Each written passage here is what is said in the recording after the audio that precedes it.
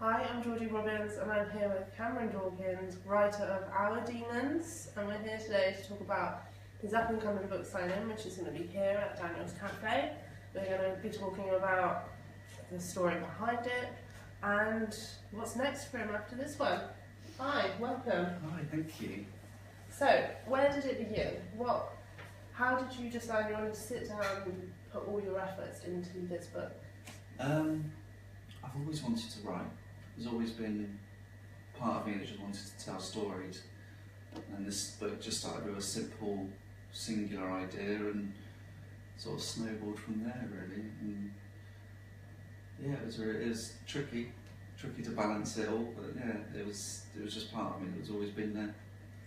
And how long was the process? The writing process was about 18 months to 2 years, which is slow, but I was working full time, so give me some slack on that. I'm not here to judge you. Yeah, so about 2 years, on and off. Yeah, it was slow. And you've already started the process for the second book, haven't you? Yes, yeah, that's much quicker. I know what I'm doing now, so it's going much smoother. Yeah, I'm not making up as I go along now either. And did you do any writing before the book? Did you write any sort of short stories or anything like that? Yeah, I was always writing. As a kid I was always writing, starting stories and not finishing them, because I never knew what I was doing. It was just, I wanted to write. I never had a game or a goal. Yeah, so the stories have always been there. And how important was it to get the support of your family and everything through this? Because you, like you said, you worked full time, so it must have taken up another large portion of your time.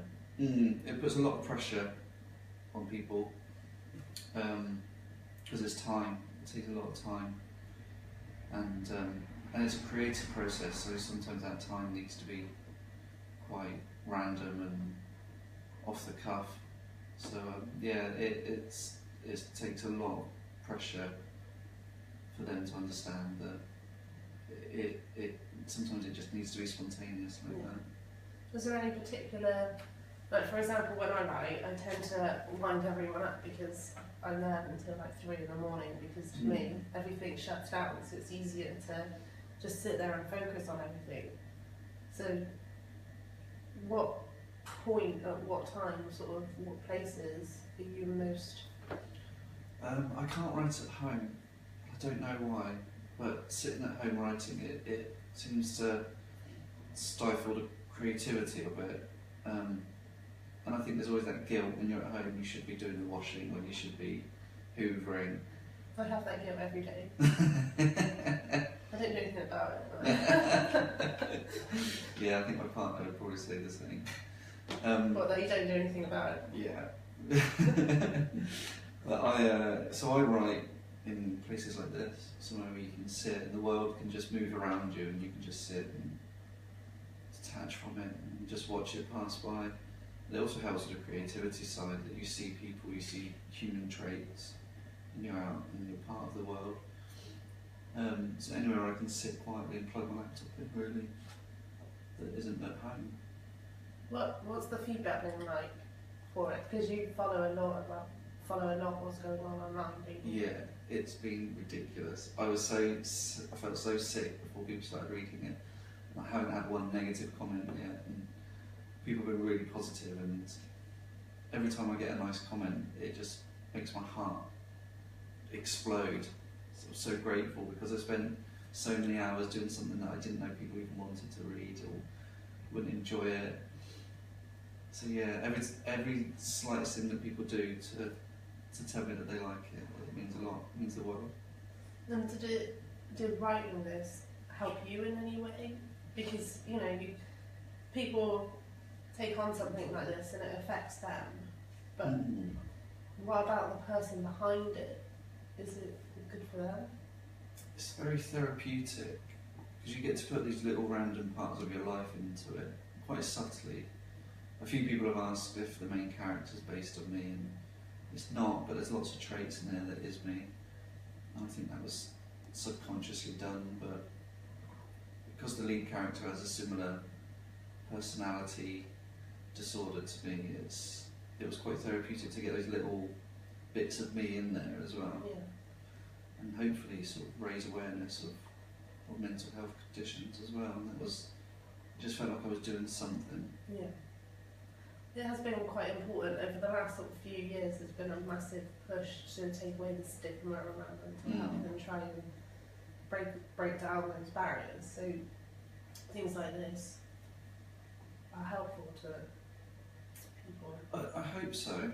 Yeah, I hope it helps. And I was conscious of, because there are murders in it, there is darkness in it. I was conscious of whether it's going to push the other way.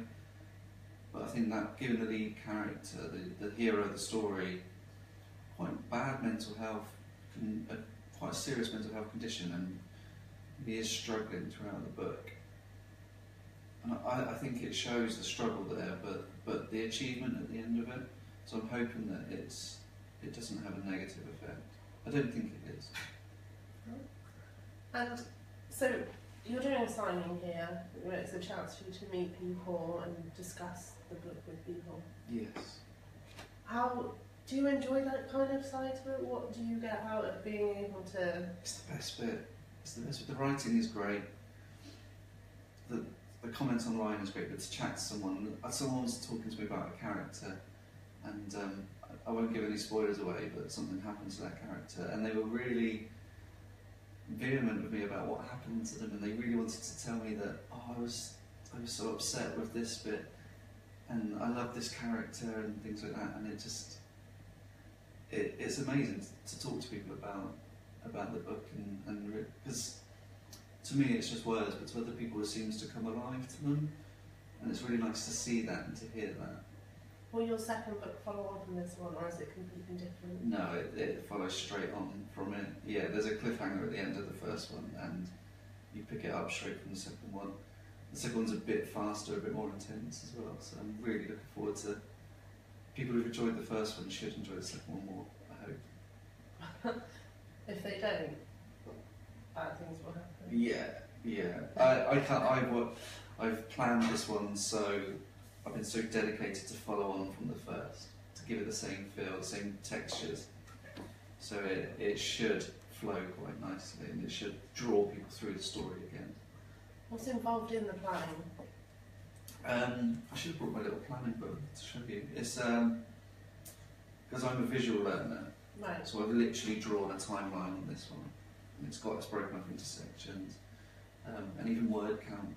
So I know what I'm aiming for to give it a better structure than the first. Characters.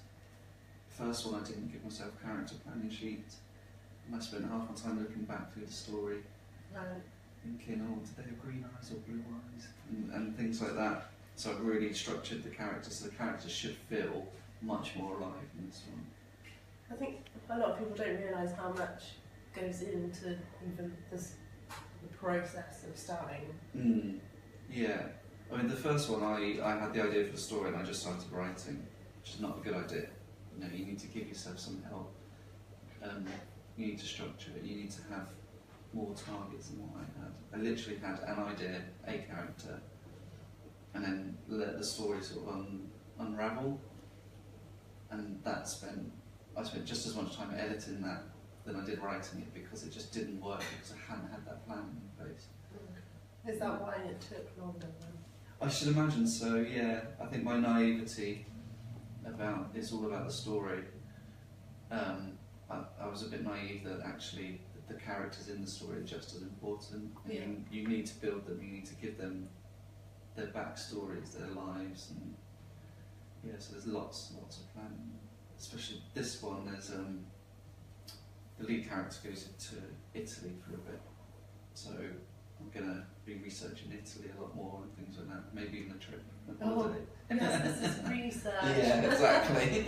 I like the idea of that. Like, I'm trying this beer out as research. Yeah, I should have picked Hawaii, yeah. It's somewhere exotic. Yeah.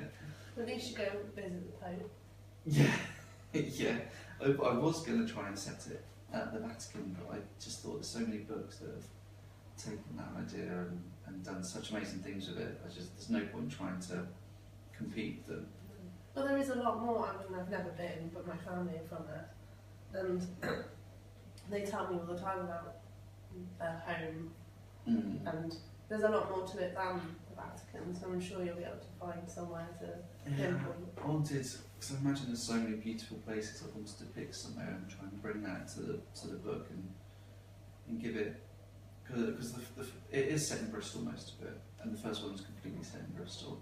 And I know Bristol really well. I know what it is. I know the feel of the city. But I feel like this one needs to have an injection of something else. Just give it more vibrance and just make it a bit more beautiful than the first one. And did you do any training? Like, how did you know what you were doing? That's a good question, because I don't think I did. I've done a lot of creative writing courses. Right. And a lot of it has seeped in without me realising. As I read back through what I've written, I'm seeing techniques that I didn't know I was using at the time. But looking back, I did. So there is some training there. But what I've also tried to do is, I didn't read any crime thrillers as I was writing, because I didn't want any influences. I wanted it to be as true to me as I could make a book. And I think I managed to achieve that. A lot of people have said it's not like any other book they've read. So I'm hoping that I've created something a bit different, something a bit new. I always compare it to like watching Netflix and binge watching shows, because you've got these short chapters that you can pick up, read one in a few minutes, and you're still being dragged through the story. So you're a binge watcher as well? I am a binge watcher. Yeah, I love it. I love watching TV. What are you binge watching? I love old English shows at the moment. Not really old, like Luther. Right. Luther and Silent Witness and things like that. Quite gritty dramas that you can just sit there and just completely veg out to. I love that. Did you, because yours is set in Bristol, it made me think of 13. Did you watch 13 on BBC Three? No, I did, yes. I thought that was great. I was already a long way through the book when that came out, and there are some real similarities to that and my second book, which was quite shocking to me, because I already had the idea. When that came out, I was a bit nervous then to write the second, because there are similarities.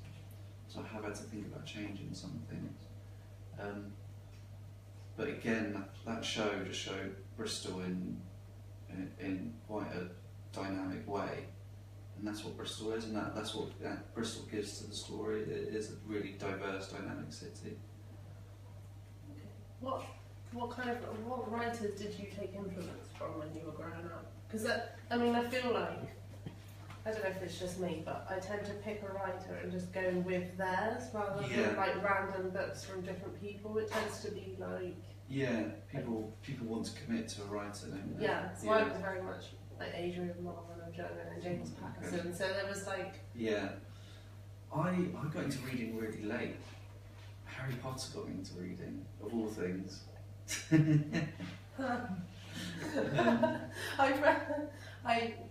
I do actually like it, much to what my friends like to say, because certain people are obsessed with it. Passionate about it. So I pretend like I dislike it, but those books, when you're younger, or whenever, there's something about them. Yeah, there's something about, that's the imagination in them. It gets your own brain thinking and imagining. I was so late into reading. I was always writing little bits, and I didn't know what I was doing. I was just putting words, trying to make words into nice patterns on the page, which is all I do now, really, but I take it seriously. So I was really late into reading, and one person who really got me into writing was Terry Pratchett. His technique of writing and making it funny and serious at exactly the same time. You know, one sentence that makes you laugh and then breaks your heart. And that's what really made me think, okay, writing is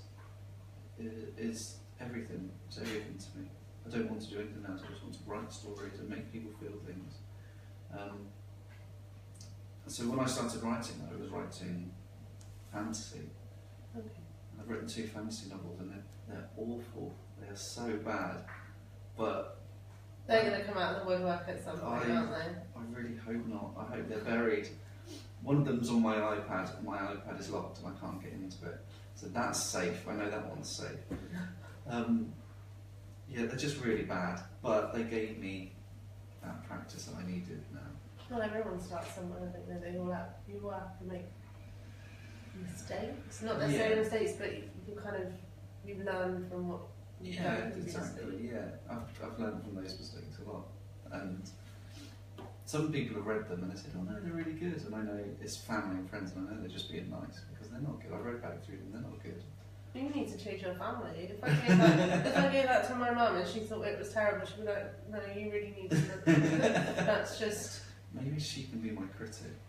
She'd be good at it. Yeah.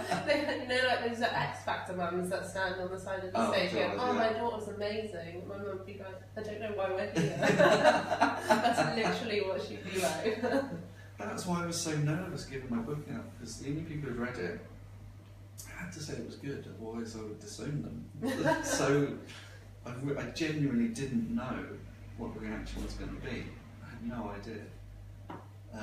And over the last couple of months, people have been saying that they like it. It's just such a relief, such a weight off my shoulders. So they can get a copy here on April 13th. Yes. Here at Dawkins Cafe. Right here. Where else can they get it from if they can't come? It's on Amazon. Just go Amazon, Our Demons, it's first that comes up. It's only got 5-star reviews. Oh, Just well, keep it that way. If anybody puts less than 5-star, I will hunt you down. Yes.